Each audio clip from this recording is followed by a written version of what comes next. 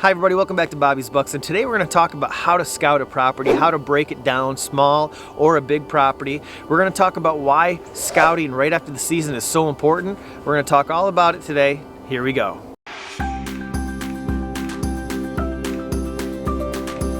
So scouting right after the season is a great idea. You want to wait until at least the guns stop firing if you're going to be scouting on public land. You don't want to mess up other people's hunts, but if it's private land and you've already got your tags filled, get in there and start prepping for the following season. This is a fun time because whereas August, September, October, that time in-season scouting right before the season, you really can apply a lot of pressure, and it doesn't take much to kick out a mature deer. So this time of year, we can really take our time. We can go into those bedding areas with no risk of spooking out deer, and we really can take several weeks to break the property down, really get a good idea of where the deer are entering and exiting the property. Most of the scouting should be done. Most of your work, trimming and prepping your stand locations, this is a great time of year to do that because it's not hot, it's not muggy, you don't have the mosquitoes, you don't have the poison ivy to worry about when, that's all dormant. So when you can climb these trees and not get, just covered with poison ivy, there's nobody out there except for maybe some rabbit hunters. You really have the woods to yourself. So the best way to go about scouting a new property, even though you may not consider yourself an edge hunter or you even plan on putting a stand on the perimeter of the property, when you're talking about a new property, every year I hunt a new chunk of public land, and how I go about it is I walk the outside perimeter of what I'm going to be hunting. And that just gives me an idea of where to start because we're gonna write down everything. Now we're going to either use our phone or we're going to have a map ready to go of that property. It's a good idea to take a picture of that property. You can use the internet to print an aerial photograph. You have that map ready to make marks. We're going to mark every fruit tree, every oak tree. This time of year it's going to be tough to mark your trees. You're going to find more information out the following year when things start to green up. But when it comes to the trails, the rubs, the scrapes, the bedding areas, you'll see those ovals that are thawed in the snow. Try to figure out why the deer are entering the property and leaving the property, why they're using the property. Is it security? Is it food? Is it a watering hole? We're gonna mark all that stuff. So once we make our way all the way around the property, then where should we start? Well, if it's a big property, cut your property into grid sections. Either cut it into 4 pieces or cut it into 8 pieces and work 1 square a day. Make sure that you grid search every acre of this property. It's always better to scout more and hunt less.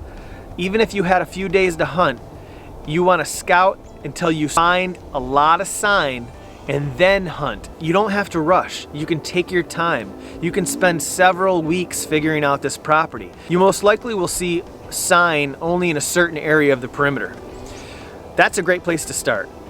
Go back to where you've seen the most sign and now work your way in, follow those trails in, and continue to mark bedding areas that you see, watering holes, rubs. If you find a rub line, mark those on the map. Later in this video, we'll talk a little bit more about what all that is. What are benches, what are ridges, what are saddles? We'll go over all of that just in case you don't know. First, we're just gonna look at the sign that's laid out and we're gonna note all those terrain differences because what will happen in the fall, the deer will use those ridges and saddles and benches to bed and cruise looking for does. If you know the terrain of your property, you'll be able to have a better chance of ambushing these deer knowing how they're going to cruise and try to find these does. So once you've had a chance to grid search, once you have gone over every area of your property and you know why the deer are using it and what's there, where they're coming and going, now it's time to hang some stands. So you're going to be setting up stands for your morning time for bedding, and then you're going to set up stands for the evening time for feeding.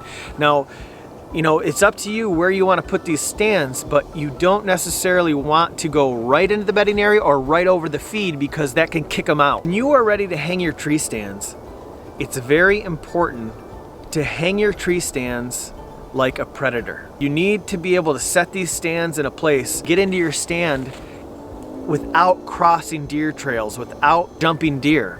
Access these deer where you can get in and get out like a ghost. It's a good idea to set your tree stands up for multiple wind locations. But we all have a prevailing wind that blows a certain direction most of the time.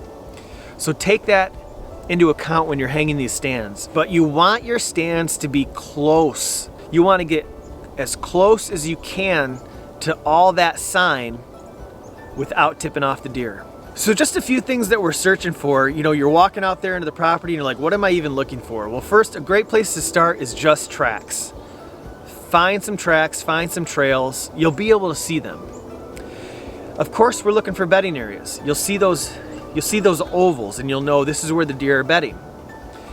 You want to get an idea if there's any food out there. Is there any food plots? Is there any areas where there could be some food? Do you know where there's some oak trees, some fruit trees? And then you can kind of get an idea of where they would be heading or leaving.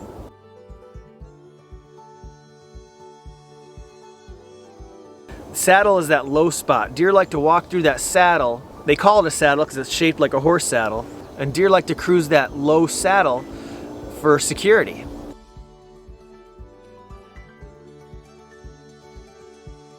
A bench is when you're going downhill, but then it kicks out a little bit, kind of like a little spot to bed, and then it goes back down. So it's got a little bench, kind of like a little flat area off a hill. That's a bench.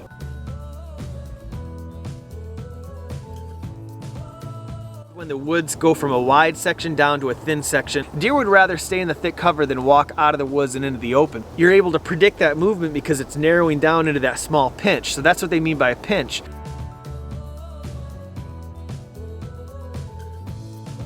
A funnel really refers to, say you have an open woods area, there's one strip of woods that are really thick that go through this open woods. Most of the time, a mature deer will use that dense part of the woods, that thick strip of woods, to transition through because they don't want to expose themselves. That's the only bit of security that woods offers. The deer will be filtering through that thick part of the woods. You know, you really want to find those filters going in and out of bedding areas, feeding areas. You know, if you see a food plot, look for the thickest area.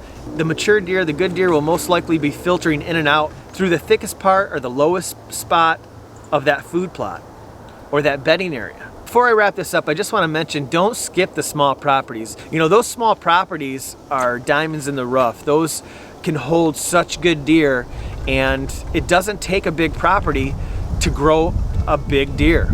So maybe at least go take an afternoon and take a look, maybe hang a trail camera, and you'd be pleasantly surprised. I hope this video pumps you up. January, February is an excellent time to get out there and get some scouting done. February, it's a good time to find some sheds, and that's always a bonus too.